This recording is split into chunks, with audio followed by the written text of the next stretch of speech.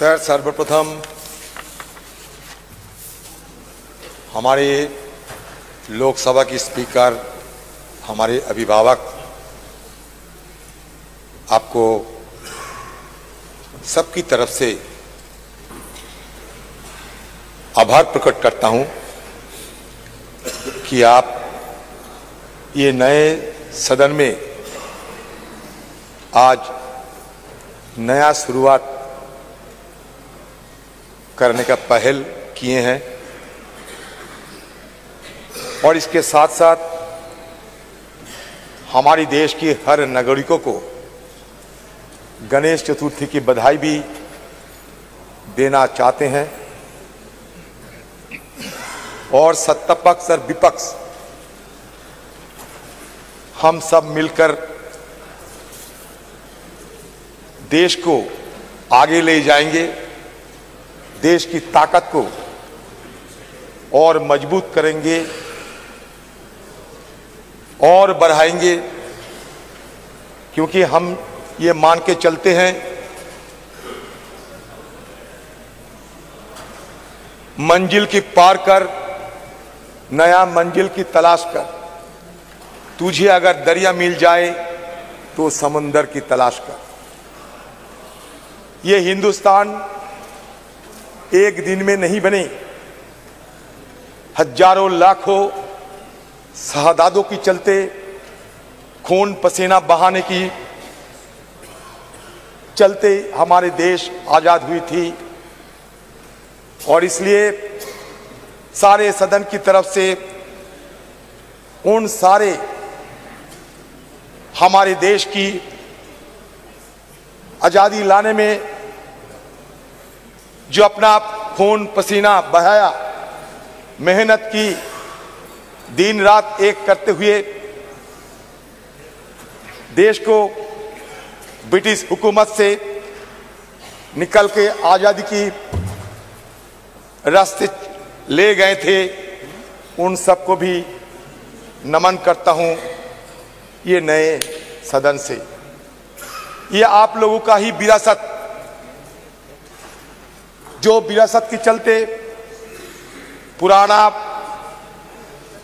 संसद भी हमें देखने को मिला और वही विरासत को आगे ले चलते नया संसद में हम सब मिलकर काम करेंगे, प्रयास करेंगे। यही मनसा के साथ ये नया सदन में पाए रखे हैं।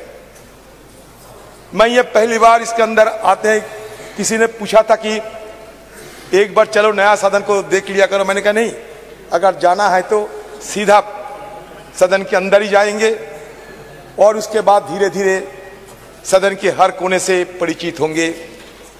से नया सदन की ये कल्पना ये नहीं है सर। हमारे पूर्व लोकसभा की सांसद श्रीमती मीरा कुमार जी, उन्होंने पहले ये मुद्दा उठाई थी। उन्होंने ये भी कही थी कि हमारे जो भवन वो चुप से हुए रोते हैं, साइलेंटली वीपिंग। हमारे और एक महिला लोकसभा की अध्यक्ष रही, सुमित्रा महाजन, भी ये गुहार लगाते थे कि हमें नया एक संसद, एक नया भवन की जरूरत है, क्योंकि बहुत सारे खामियां धीरे धीरे निकल आते हैं। अच्छा हुआ देर सवेर नया संसद हमें मिले हैं और इस सरकार जो आज सत्ते पे है, इन्हीं सरकार की इस पहल की चलते नया सदन बने हुए हैं। तो इसमें हम ये सबका है, ये कोई पार्टी के नहीं, कोई व्यक्ति के नहीं, सबका है। हमारे पूर्व प्रधानमंत्री जवाहरलाल नेहरू कहते थे कि देश में कार्टिज्म नहीं होना चाहिए, कोई व्यक्ति पूजा नहीं होना चाहिए, देश सबका है।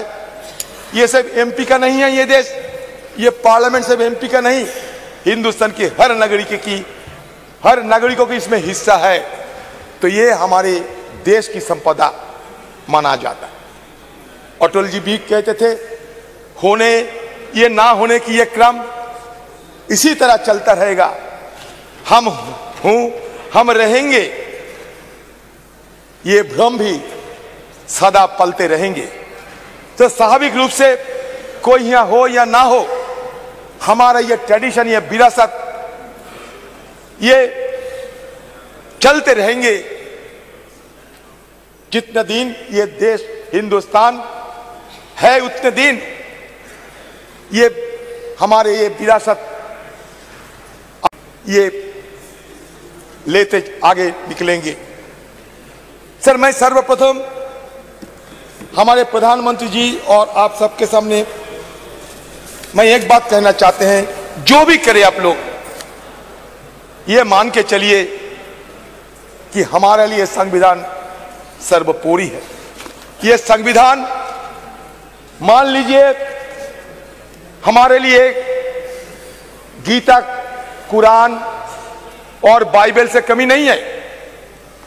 ये संविधान जिसमें लिखा हुआ है सत्यमेव जयते, ट्रूथ ऑलवेज प्रिवेल्स, हम भी चाहते हैं कि सत्य की मार्ग पर हम आगे निकले और हमारे देश को सारे दुनिया में हम रोशन करें।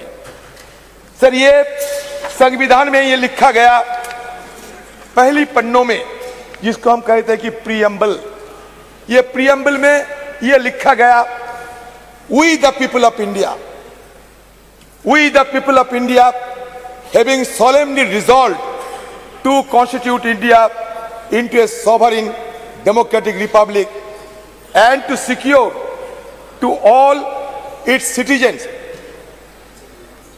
Sir, the people of India having solemnly resolved to constitute India into a sovereign, secular, socialist, democratic republic and to secure to all its citizens justice. Justice for what? Social justice, economic and political justice. Liberty. Liberty for what? Liberty of thought, expression, belief, faith and worship. Sir, हो गया sir? प्रधानमंत्री तो काफी बोले sir, कुछ बोलने दो। आप इजाजत दो यहाँ से बैठ के। सर, संविधान पढ़ रहा हूं ना सर। आप पढ़े ना संविधान? Sir, equality for what? Equality of status and of opportunity and to promote among them all fraternity. Fraternity for what? Assuring the dignity of the individual and the unity of the nation. In our Constituent Assembly, this 26th day of November 1949, do hereby adopt, enact and give to ourselves this Constitution.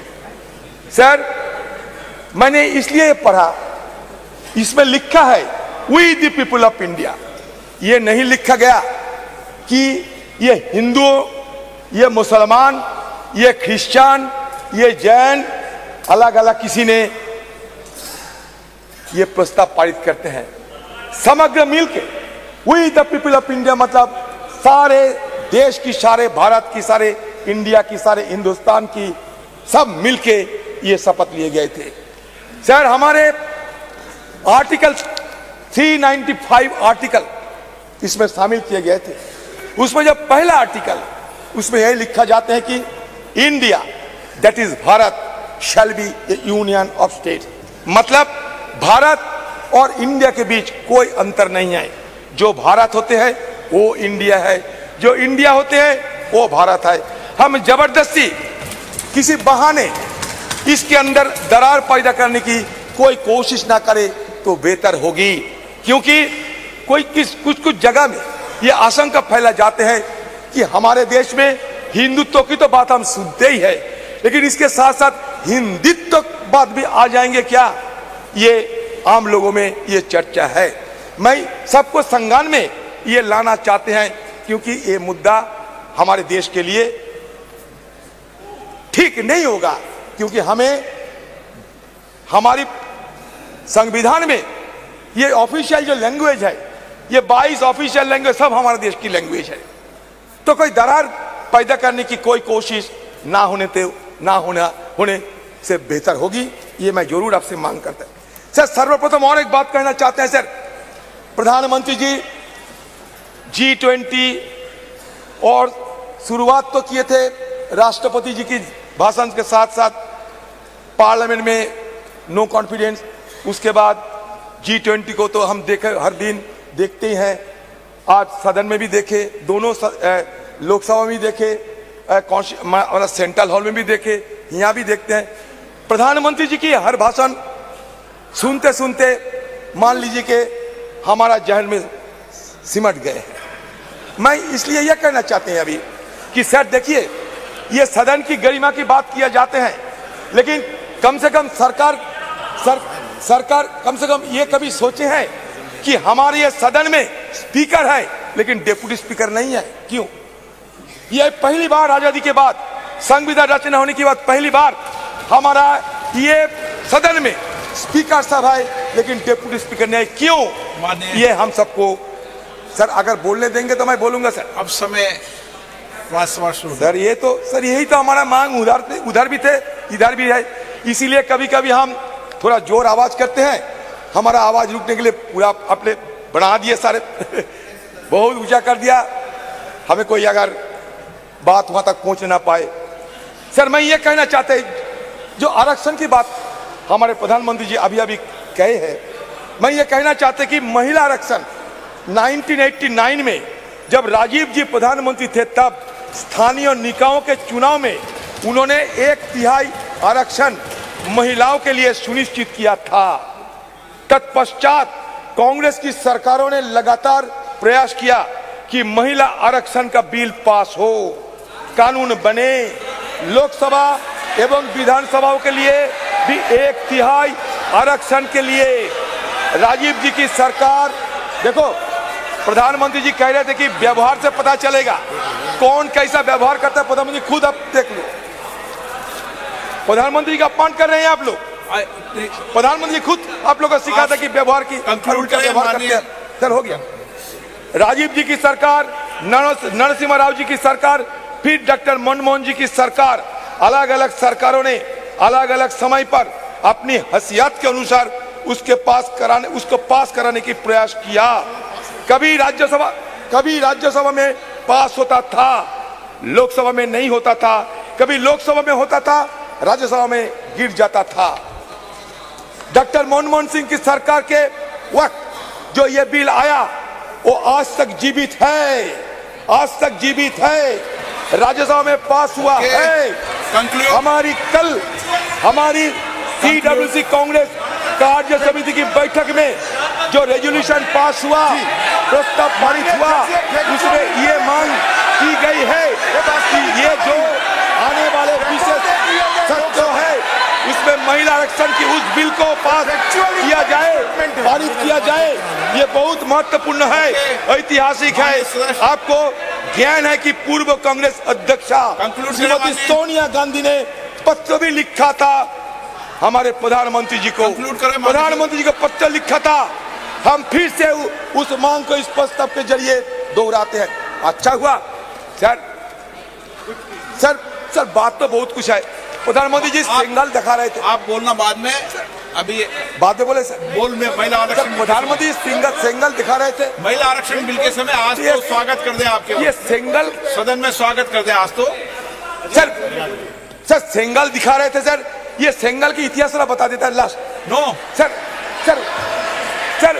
when India attained, sir ये सुनिए, ये इतिहास सुनिए, when India attained independence from the British, the then Viceroy Lord Mountbatten posed a question to be Prime Minister Jawaharlal Nehru.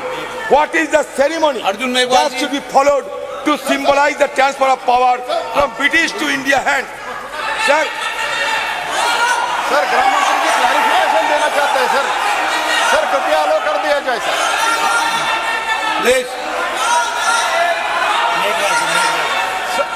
Sir माननीय गृह मंत्री जी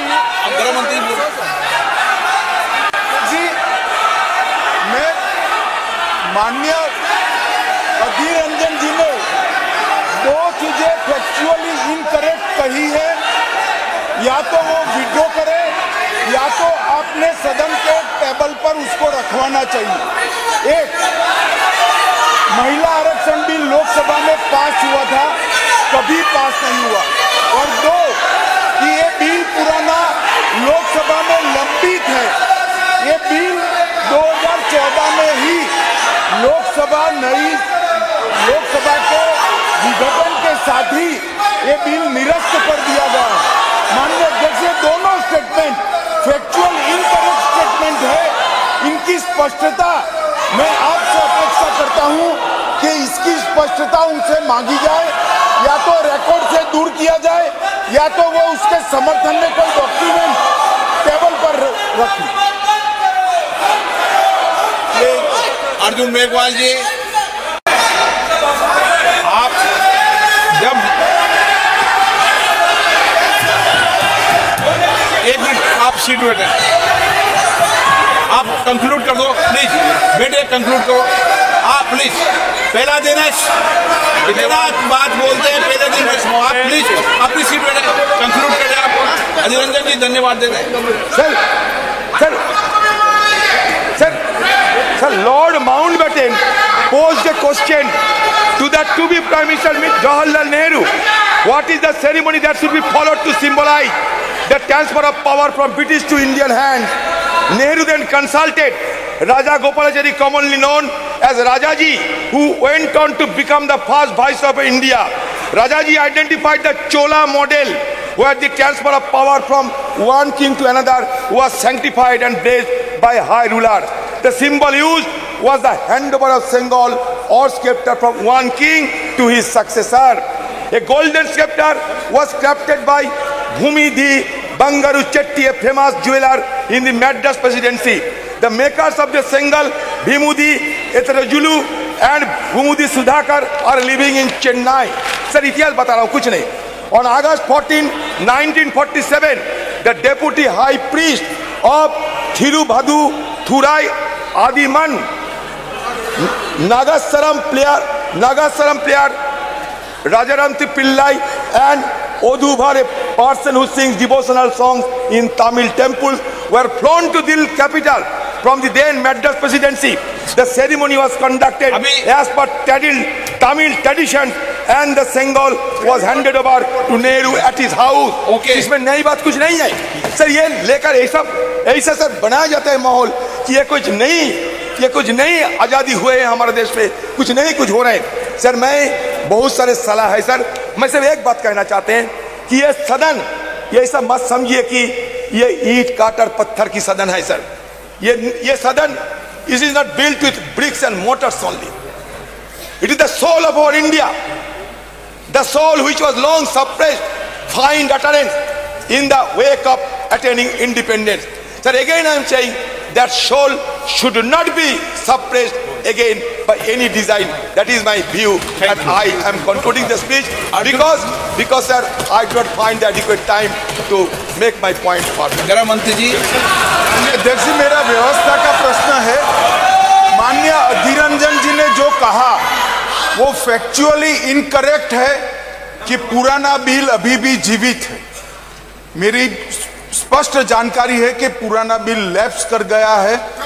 अधीर रंजन जी ने जो कहा है उसके समर्थन में उनके पास कोई डॉक्यूमेंट है तो टेबल पर रखने चाहिए। एक, या तो उन्होंने स्टेटमेंट विड्रॉ करना चाहिए। दूसरा, उन्होंने कहा कि इस बिल को लोकसभा ने भी कभी पारित किया था राजीव गांधी जी के समय में, कभी नहीं हुआ है। माननीय अध्यक्ष जी, ये दोनों चीजों को माननीय बैठिए ना प्लीज। मैं आगे कहता हूँ प्लीज, मैं आगे कहता। माननीय सर प्लीज आप बैठ जाइए। मुझे पूरा तो प्लीज माननीय अध्यक्ष जी, कल्याण जी प्लीज। माननीय अध्यक्ष जी, लोकसभा में जो बिल पारित होता है, अगर राज्यसभा उसको पारित नहीं करती है और लोकसभा का कार्यकाल समाप्त होता है तो वो बिल अपने आप लैप्स हो जाता है।